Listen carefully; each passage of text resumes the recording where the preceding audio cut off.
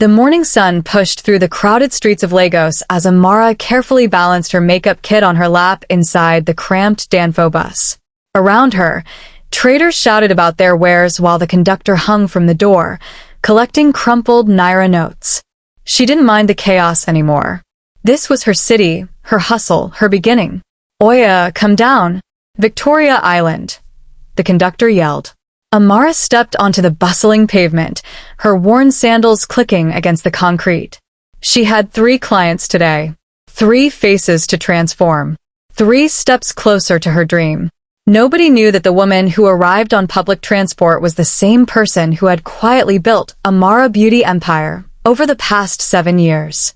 Not her neighbors in the modest Surreal apartment, not her friends from church, and certainly not her husband, Chidi.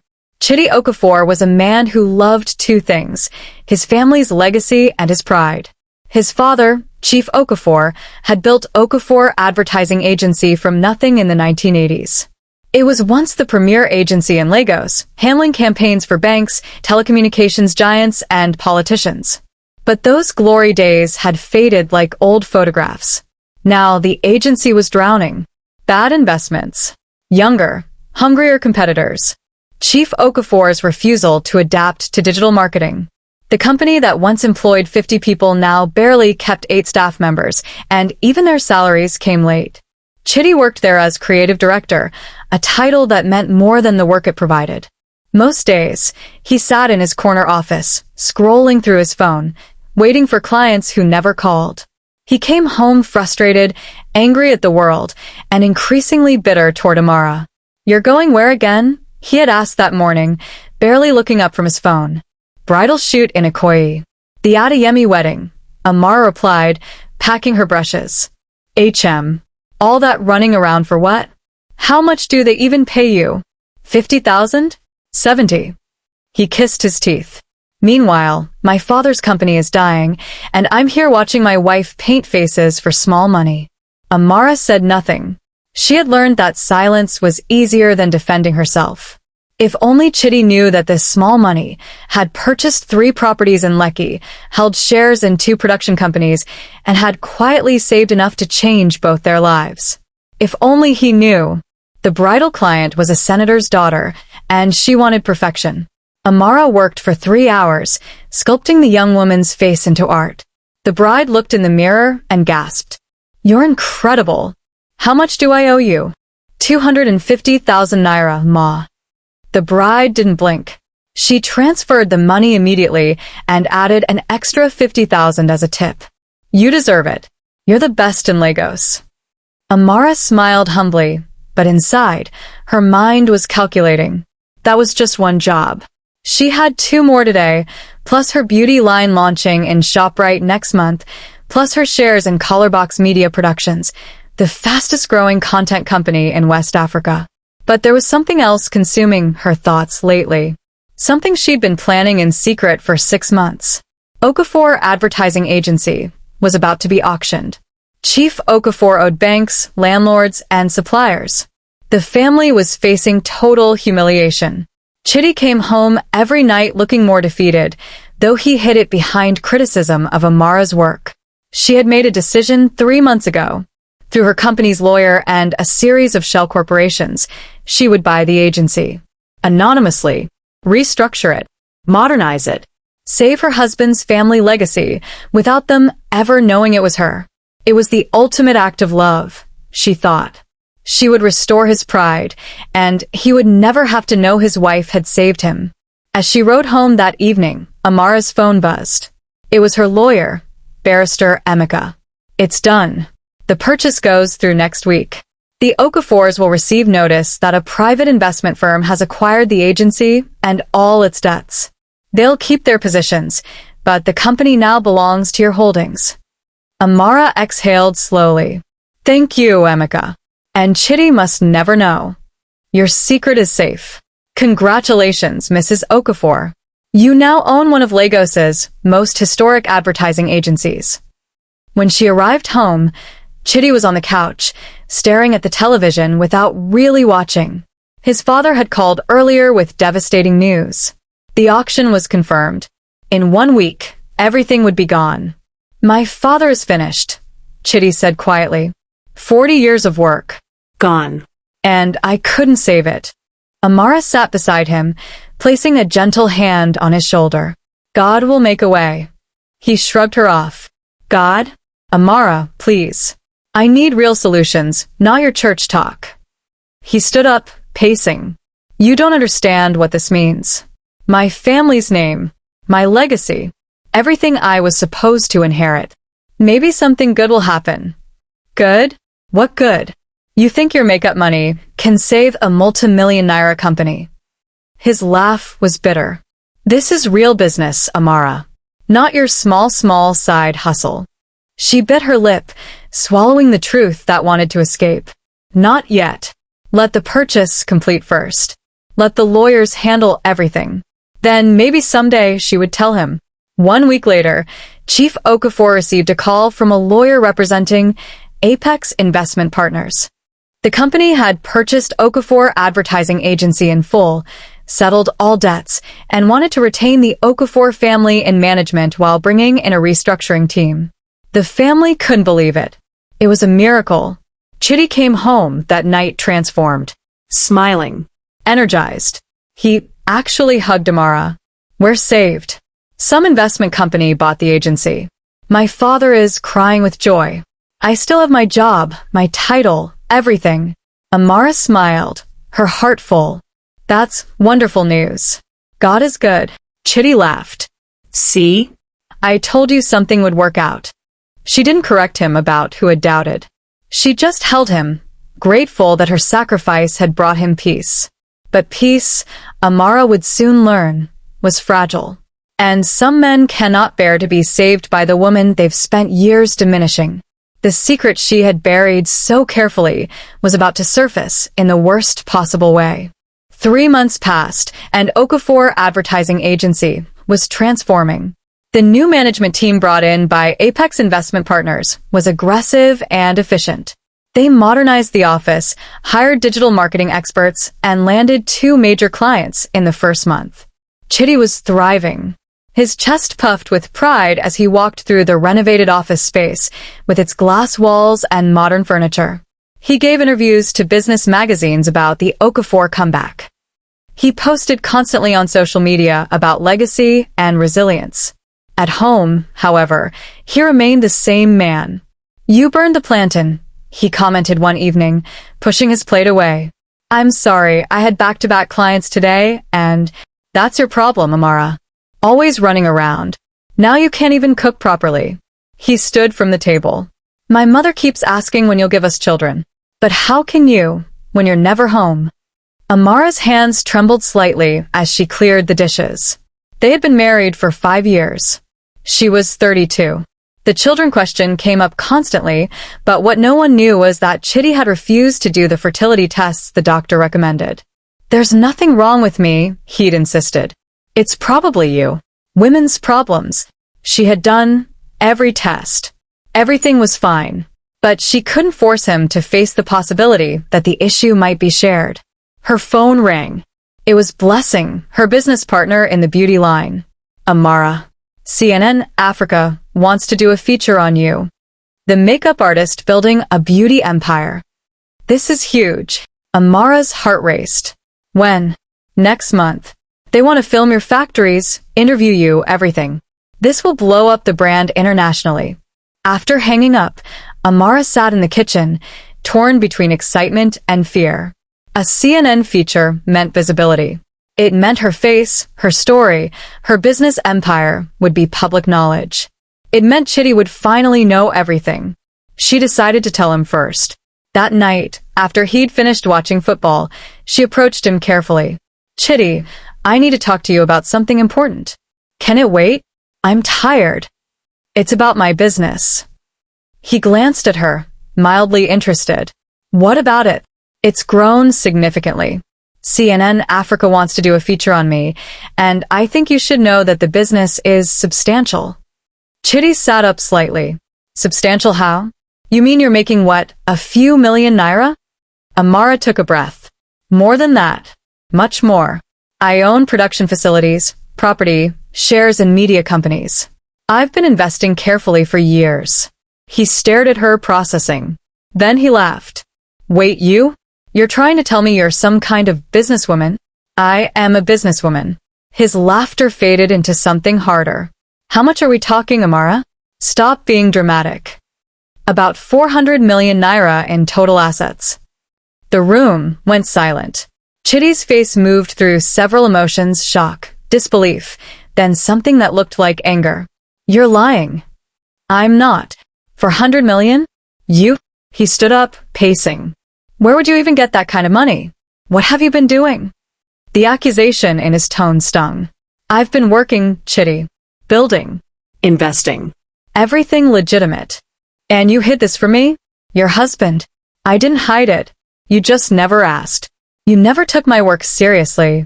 His jaw clenched. Show me proof. She pulled out her phone and showed him bank statements, property documents, business registrations. With each document, his face grew darker. Finally, he threw her phone onto the couch. This is insane. Do you know how this makes me look? My wife is secretly rich, while I'm begging for contracts. That's not how you should see this. How should I see it, Amara? That my wife has been playing me for a fool? That you've been pretending to be small while you're out here building empires? I never pretended. You assumed. You never believed in my work. Because it was makeup. How was I supposed to know you were doing this? He gestured wildly at her phone. People will laugh at me. They'll say Chidi Okafor is living off his wife's money. No one has to know. CNN is coming. Of course they'll know. He grabbed his car keys. I need to think. Chidi, wait. He slammed the door. Amara stood in the empty living room, tears streaming down her face. This was what she'd feared. Not his joy. Not his pride in her. But his humiliation. What she didn't know was that Chidi was already making calls. The first was to his mother. Mama, we have a problem.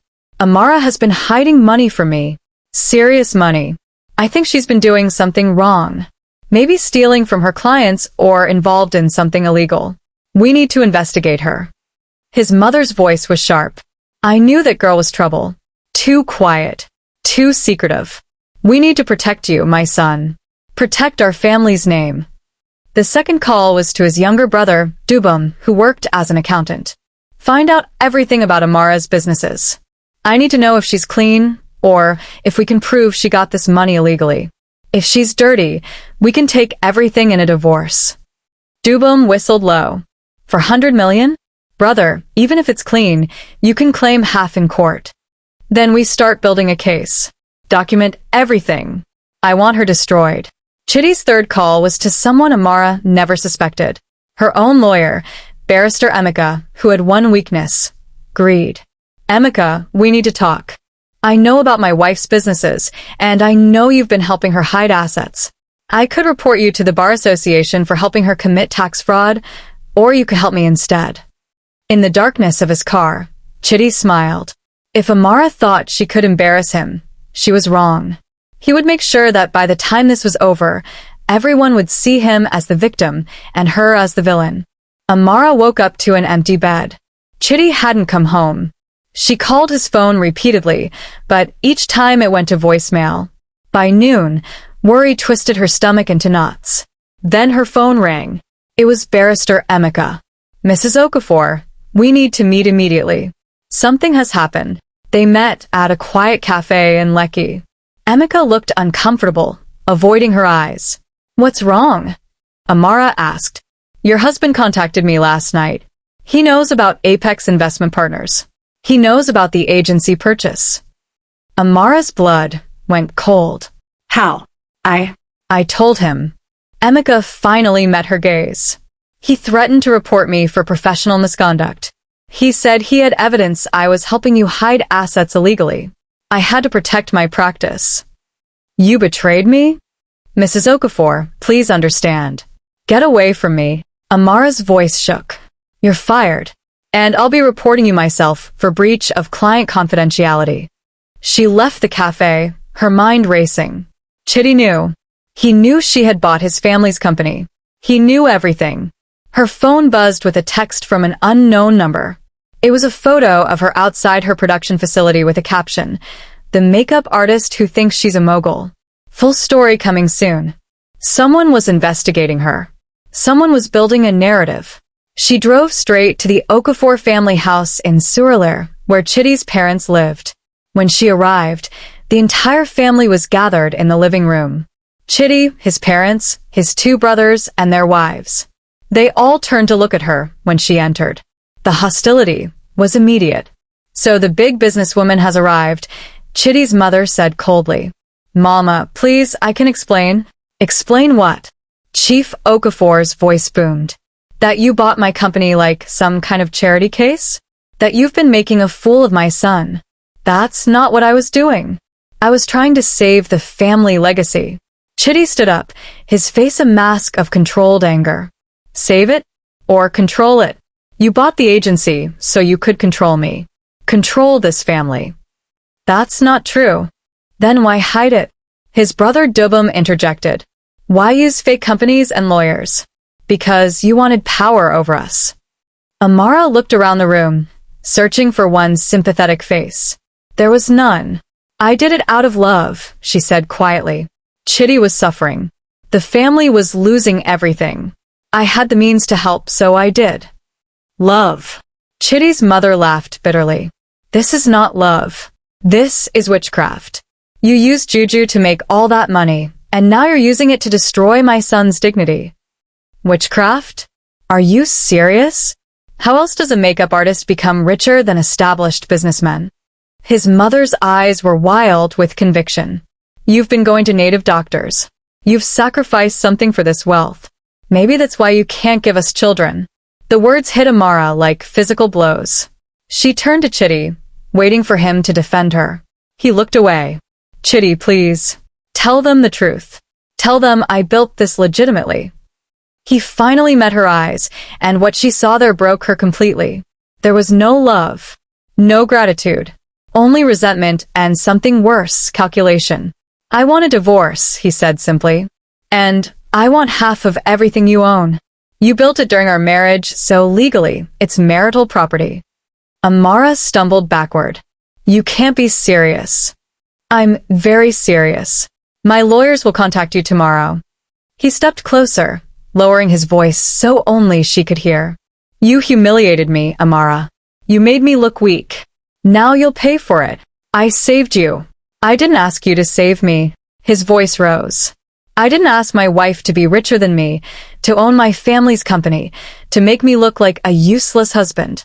You did this to yourself." Chief Okafor stood up. "It's decided. The marriage is over. We'll be taking this to the church elders and to court. You'll give back what belongs to this family, and you'll leave our son alone." "What belongs to your family?" "I built everything myself. The agency is ours," Dubum said. "You can't just buy something that has our family name and think you own it. We'll fight you for it." Amara looked at these people she had tried so hard to please, to help, to love. And she finally saw them clearly. "Get out of my house," she said quietly. "This is our family house," Chidi's mother snapped. "Not that house. The agency. It's mine. Legally, completely mine.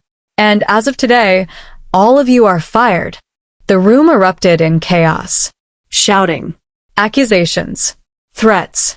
Amara walked out, her head high despite the tears streaming down her face. Behind her, Chidi's voice rang out. "You'll regret this.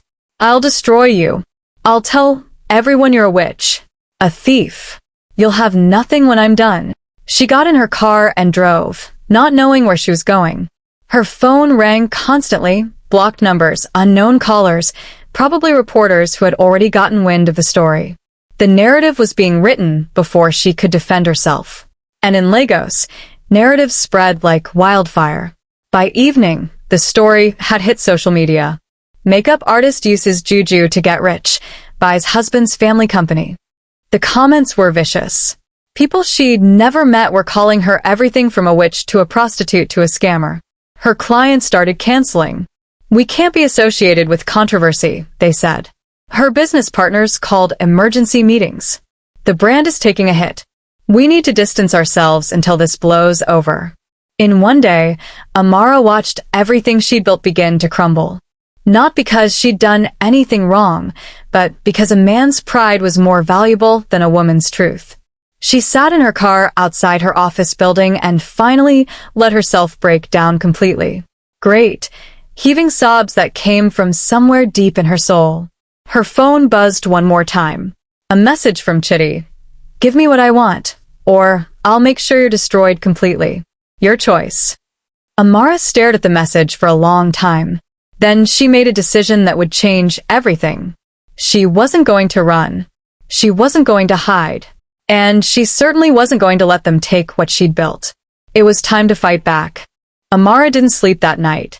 Instead, she sat at her dining table with her laptop, files, and a clear mind. If Chidi wanted war, she would give him truth. Not his version. The real story with evidence. By morning, she had compiled everything. Business registration documents dating back 7 years, tax returns, investment records, client testimonials, bank statements showing the steady growth of her income, and photographs documenting her journey from a single makeup kit to 3 production facilities. Her first call was to a new lawyer, Mrs. Adiz Nwosu, a fierce woman known for defending successful women in messy divorces. "Mrs. Okafor, I've seen the social media posts," Adiz said. "Nasty business. But here's what we're going to do. We fight in court, and we fight in the court of public opinion. You built an empire legally. Let's show them how. What about the witchcraft accusations?" Adiz laughed sharply. "Let them prove it. In the meantime, we'll show receipts." Literally.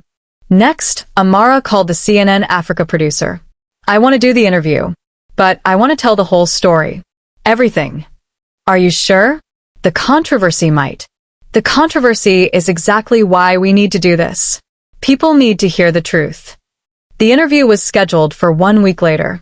In that time, Amara did something she'd never done before. She spoke up. She posted a video on Instagram, sitting in her office, no makeup, just raw honesty. "My name is Amara Okafor. You've heard stories about me this week. Let me tell you the real one." She explained her journey. How she'd started with 1 makeup kit and a dream. How she'd invested every naira wisely. How she'd built businesses through sleepless nights and relentless work. How she bought her husband's family company to save them from bankruptcy, anonymously, out of love.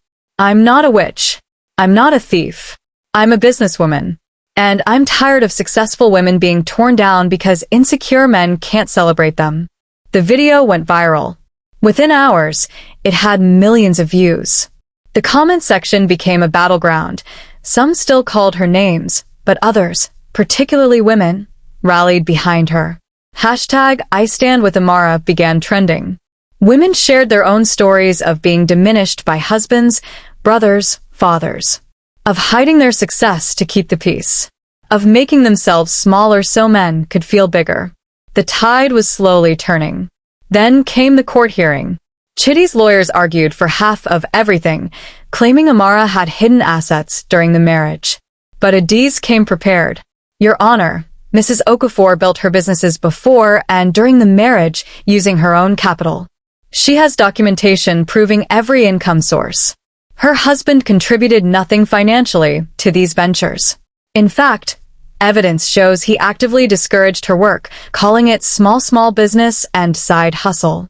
She presented text messages, voice notes, even testimony from neighbors who'd heard Chidi's dismissive comments about Amara's work. Furthermore, Your Honor, Mrs. Okafor purchased Okafor Advertising Agency with her own funds to prevent its bankruptcy. Rather than gratitude, she received accusations and threats. The plaintiff wants to claim what he once mocked her for building. The judge, a woman in her 60s, looked at Chidi over her glasses. "Mr. Okafor, did you contribute any capital to your wife's businesses?" "No, but as her husband, did you support her ventures?" Chidi hesitated. I had my own business to run, which your wife saved from bankruptcy, according to these documents." The judge flipped through the files. "It seems to me, Mr. Okafor, that you're seeking to benefit from success you not only didn't contribute to, but actively undermined." 2 weeks later, the judgment came. Chidi received nothing. The businesses were solely Amara's.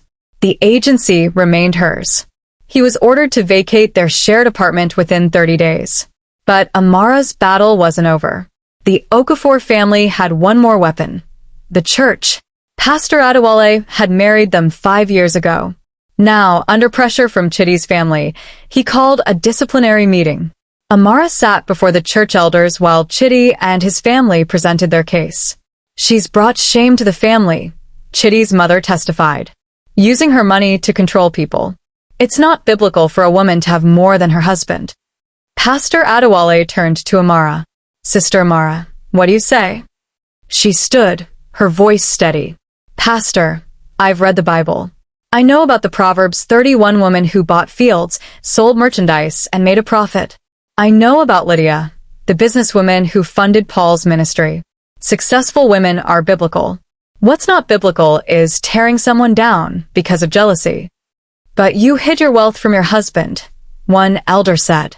"I didn't hide it. I simply wasn't asked. He never inquired about my business beyond dismissing it. When I tried to share my success, I was accused of witchcraft and threatened. Tell me, which is the greater sin?" The room fell silent. Finally, Pastor Adewale spoke. "I've watched this family destroy a good woman's reputation because her success challenged their pride. That's not God's way. Sister Amara, you're free from this marriage. Go in peace." The CNN feature aired globally 2 months later. Amara's story inspired millions. Corporations reached out for partnerships. International beauty brands wanted collaborations. Her business tripled. But the sweetest moment came when she restructured Okafor Advertising Agency. She renamed it Amara Media Group and hired young, hungry talent. Within a year, it became the most innovative agency in Lagos. Chidi watched from the sidelines, bitter and broke. His pride had cost him everything: his wife, his inheritance, his reputation. One evening, Amara received a call from an unknown number. It was Chidi. "Amara, I made a mistake. Can we talk?" She was silent for a moment, then spoke with the wisdom of someone who had walked through fire.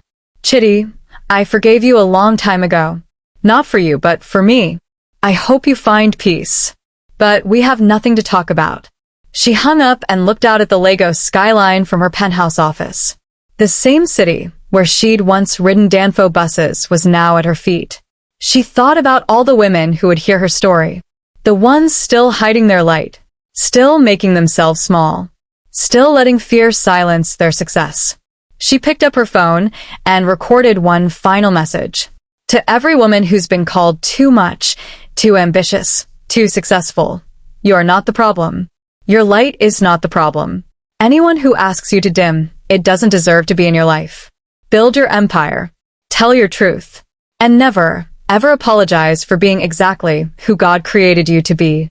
The video ended with Amara smiling. Not the careful, pleasing smile she'd worn for years in her marriage, but a real one. Free. Powerful. Unashamed. Outside her window, Lagos hummed with possibility. And somewhere in that city, a young woman with a makeup kit and a dream was just beginning her journey. The cycle would continue. But now there was a map. A testimony. Proof that the woman who rises is not destroyed by those who try to pull her down. She simply rises higher.